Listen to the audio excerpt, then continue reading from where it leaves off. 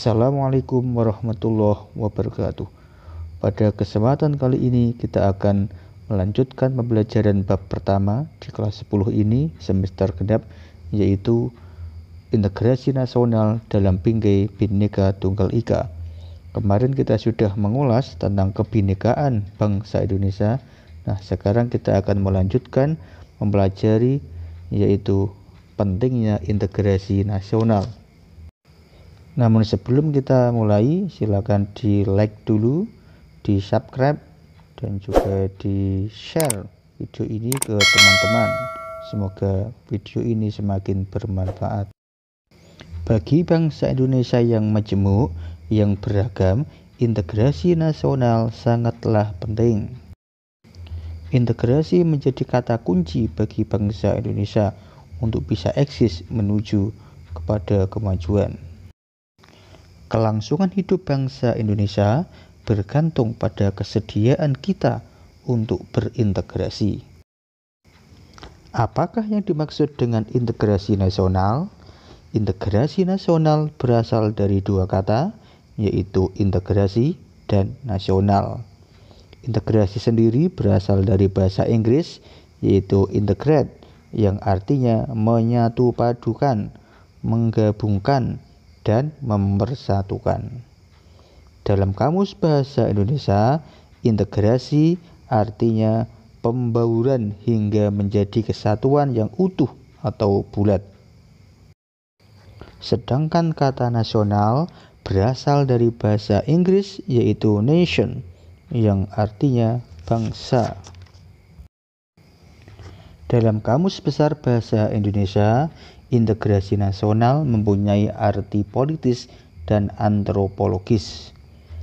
Secara politis, integrasi nasional berarti penyatuan berbagai kelompok budaya dan sosial dalam kesatuan wilayah nasional yang membentuk suatu identitas nasional. Sedangkan secara antropologis, integrasi nasional diartikan sebagai proses penyesuaian di antara unsur-unsur kebudayaan yang berbeda sehingga mencapai suatu keserasian fungsi dalam kehidupan masyarakat. Menurut Dr. Nazaruddin Syamsuddin, integrasi nasional adalah proses penyatuan suatu bangsa yang mencakup semua aspek kehidupannya, yaitu aspek sosial, politik, ekonomi, dan budaya. Integrasi juga meliputi aspek vertikal dan horizontal. Keberhasilan integrasi dalam sebuah negara dipengaruhi oleh syarat-syarat berikut. Pertama, anggota-anggota masyarakat merasa bahwa mereka berhasil saling mengisi atau saling membutuhkan satu dengan yang lainnya. Kedua, terciptanya kesepakatan atau konsensus bersama tentang norma-norma dan nilai-nilai sosial yang dilestarikan serta dijadikan pedoman. Dan yang ketiga, norma-norma dan nilai-nilai sosial dijadikan aturan baku dalam melangsungkan proses integrasi nasional. Menurut Myron Weiner, ada beberapa tipe atau jenis integrasi, yaitu integrasi bangsa, integrasi wilayah, integrasi nilai, integrasi elit massa, dan integrasi tingkah laku. Integrasi nasional sangat penting bagi pembangunan sebuah bangsa yang beragam. Setiap warga negara harus menyadari dan menghargai setiap bentuk perbedaan yang mewarnai kehidupan untuk menjaga integrasi nasional. Integrasi nasional sangatlah penting. Lantas, faktor-faktor apakah yang bisa membentuk integrasi nasional? Ada beberapa faktor yang menjadi pembentuk integrasi nasional. Yang pertama adalah adanya rasa senasib dan seperjuangan yang diakibatkan oleh faktor sejarah. Kedua, adanya ideologi nasional yang tercermin dalam simbol negara, yaitu Garuda Pancasila dan semboyan Bhinneka Tunggal Ika. Ketiga, adanya tekad serta keinginan untuk bersatu di kalangan bangsa Indonesia, seperti yang dinyatakan dalam Sumpah Pemuda. Keempat, adanya ancaman dari luar yang menyebabkan munculnya semangat nasionalisme di kalangan bangsa Indonesia. Kelima, penggunaan bahasa Indonesia. 6. Adanya semangat persatuan dan kesatuan dalam bangsa, bahasa, dan tanah air Indonesia. 7. Adanya kepribadian dan pandangan hidup kebangsaan yang sama, yaitu Pancasila. 8.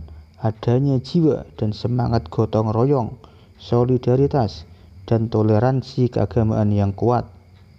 9. Adanya rasa senasib sepenanggungan akibat penderitaan penjajahan. Dan yang ke-10, adanya rasa cinta tanah air dan mencintai produk dalam negeri. Adapun faktor yang menghambat integrasi nasional adalah 1. Kurangnya penghargaan terhadap kemajemukan yang bersifat heterogen. 2. Kurangnya toleransi antar golongan.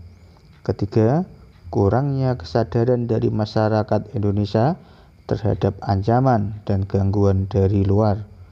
Dan yang keempat, adanya ketidakpuasan terhadap ketimpangan dan ketidakmerataan hasil-hasil pembangunan.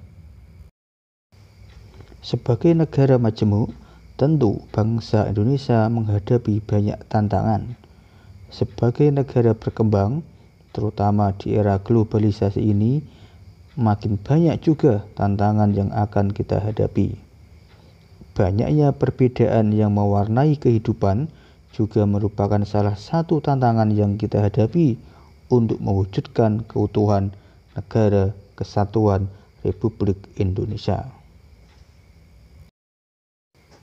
Saat ini ada banyak tantangan yang dihadapi oleh masyarakat dunia internasional.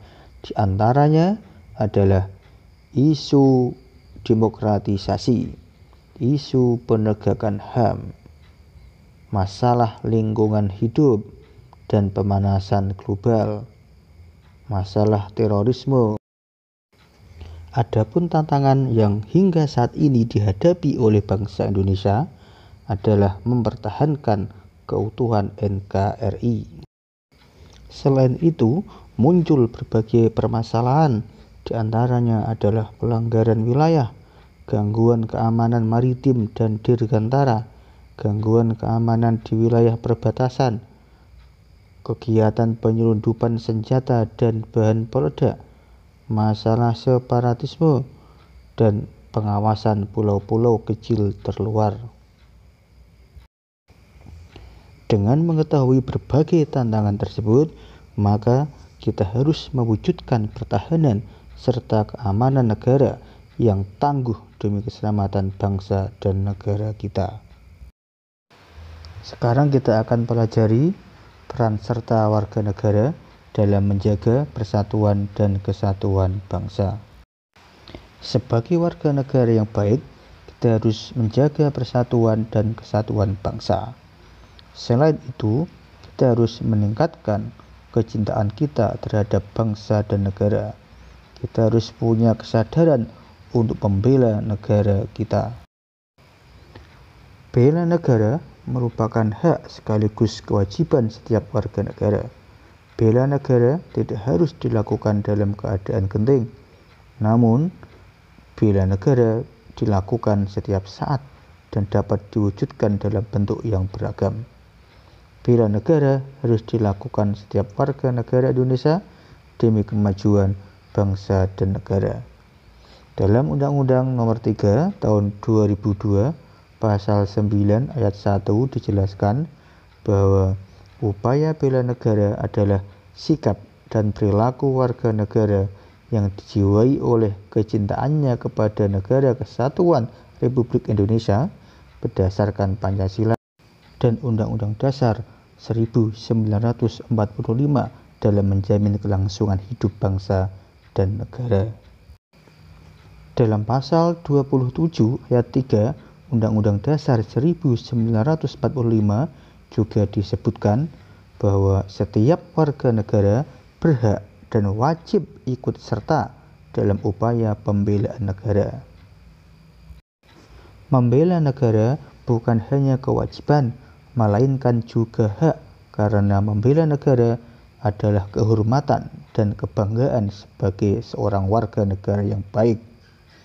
Hal ini juga menunjukkan pengabdian serta sikap rela berkorban kita terhadap bangsa dan negara. Bela negara tidak harus membela dalam bentuk ikut berperang. Indonesia adalah negara yang cinta damai.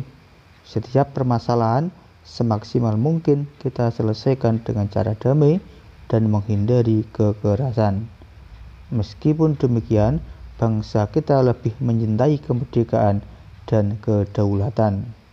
Oleh karena itu, sebagai warga negara yang baik dan setia, kita harus sedia jika suatu saat kita dibutuhkan untuk membela kedaulatan dan keutuhan NKRI. Ada nilai-nilai bela negara yang harus dipahami dalam kehidupan bermasyarakat, berbangsa, dan bernegara. Yang pertama, cinta tanah air. Yang kedua, kesadaran berbangsa dan bernegara. Ketiga, Pancasila sebagai ideologi bangsa. Keempat, rela berkorban untuk bangsa dan negara. Kelima, memiliki kemampuan bela negara.